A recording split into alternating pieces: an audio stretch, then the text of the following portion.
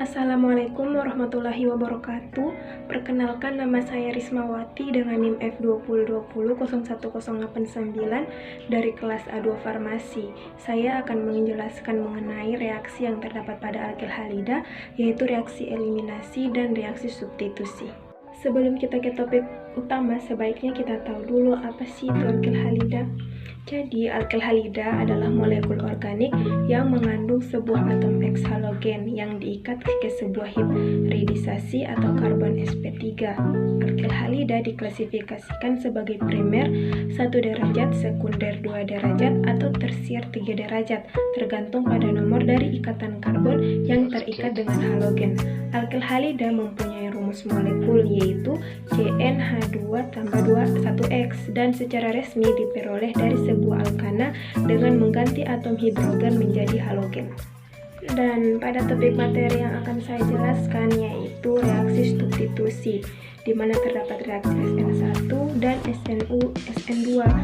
Dan yang kedua reaksi eliminasi, terdapat reaksi S1 dan E2. Next, selanjutnya langsung saja pada reaksi yang pertama, yaitu reaksi substitusi.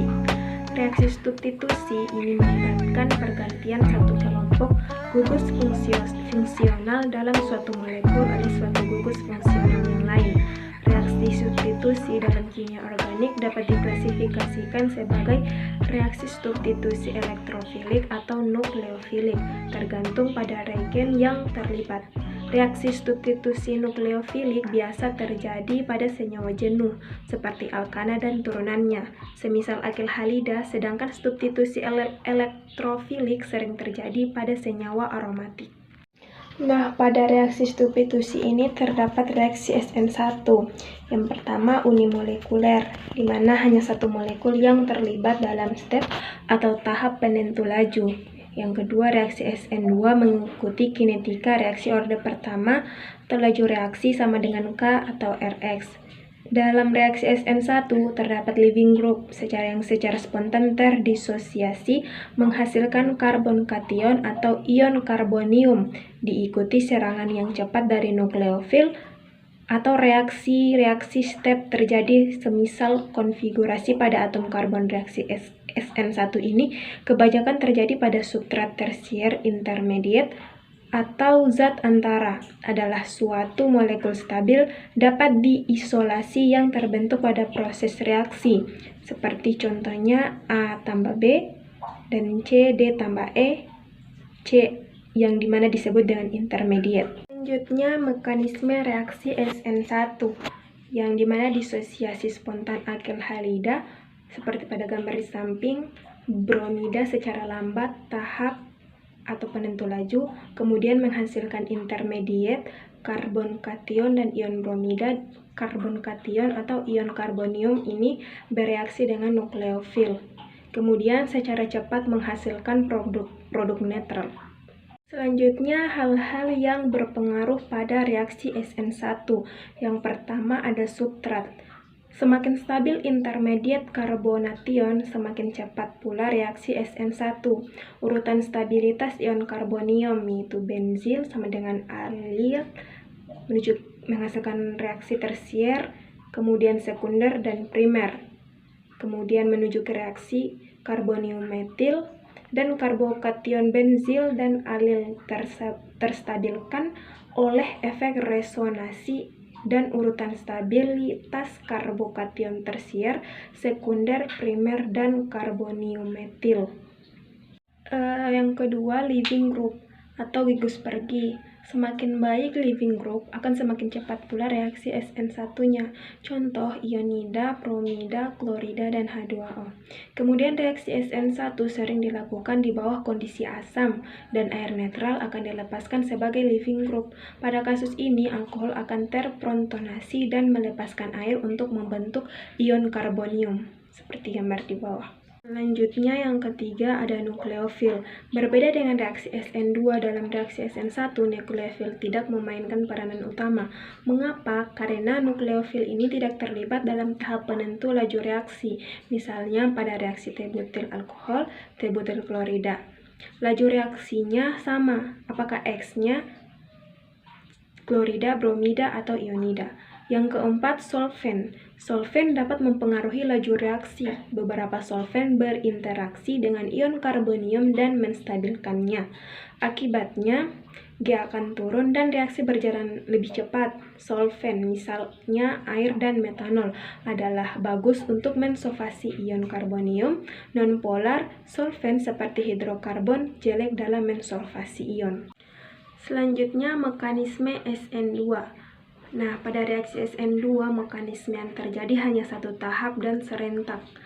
Pada keadaan transisi, nukleofil dan gugus Perge berasosiasi dengan karbon, di mana substitusi akan terjadi. Reaksi serentak ini bisa digambarkan seperti ini. Selanjutnya, laju reaksi SN2. Karena pada reaksi SN2 ini kedua senyawa saling menentukan bagaimana reaksi berjalan, maka konsentrasi kedua senyawa ini memberikan pengaruh terhadap laju reaksi. Laju reaksi pun menjadi seperti ini. Laju reaksi sama dengan K atau senyawa awal nukleofil. Ciri-ciri reaksi ini yang pertama, serangan nukleofil dari arah belakang, kemudian reaksi berjalan satu step tanpa intermediate, kemudian terjadi inversi konfigurasi atau inversi Walde. Selanjutnya, hal-hal yang berpengaruh pada reaksi SN2. Yang pertama, hambatan sterik. Hambatan sterik mempengaruhi kemudahan nukleofil untuk mendekati substrat. Semakin besar substituen, semakin terlindungi juga atom karbon dan menghasilkan reaksi semakin lambat. Yang kedua, reaktivitas nukleofil. Semakin reaktif suatu nukleofil, biasanya reaksi semakin cepat. Basa yang lebih kuat umumnya adalah nukleofil yang lebih baik, seperti pada gambar. Dan nukleofilitas unsur-unsur dalam satu golongan pada periode tabel meningkat dari atas ke bawah. Yang ketiga, reaktivitas leaving group. Basa yang lemah atau anion yang diturunkan dari asam yang kuat merupakan leaving group atau gugus pergi yang kuat, seperti ini. Yang keempat, ada efek solven. Reaksi SN2 berjalan lambat dalam solven proktik atau hidroksilik, seperti H2R, OH, atau alkohol. Proktik solven menurunkan reaktivitas kebanyakan nukleofil melalui ikatan hidrogen atau hidrogen bonding yang akan menstabilkan nukleofil sehingga E turun dan bereaksi dan sudut G menjadi turun atau kurang reaktif.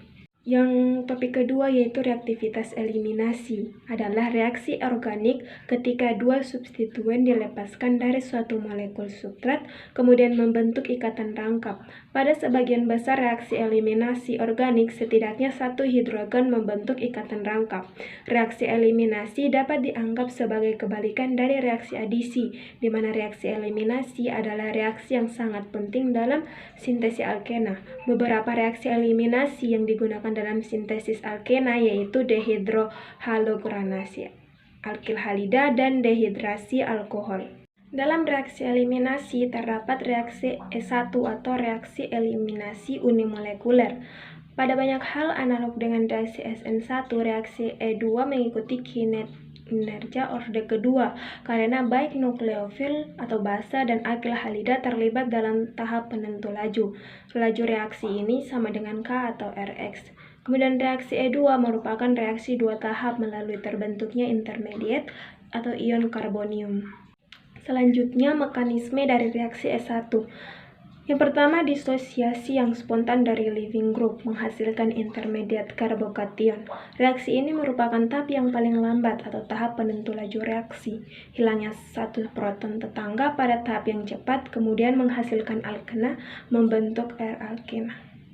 Reaksi yang kedua yaitu reaksi E2, reaksi eliminasi bimolekuler. Pada banyak hal analog dengan reaksi SN2, reaksi E2 mengikuti kinetika periode kedua karena baik nukleofil atau basa dan alkil halida ini terlibat dalam tahap penentu laju. Kemudian laju reaksi sama dengan K atau Rx atau basa. Reaksi E2 ini merupakan reaksi satu tahap tanpa terbentuk intermediate.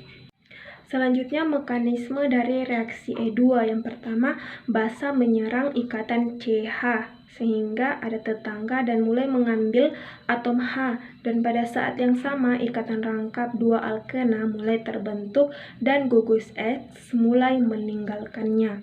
Alkena ini terbentuk bila ikatan CH seperti gambar di samping ini sudah benar-benar putus dan gugus X-nya telah terlepas dengan membawa sepasang elektron ikatan CH. Oke, mungkin itu saja yang dapat saya jelaskan, kurang dan lebihnya mohon maaf. Semoga bermanfaat. Terima kasih. Assalamualaikum warahmatullahi wabarakatuh.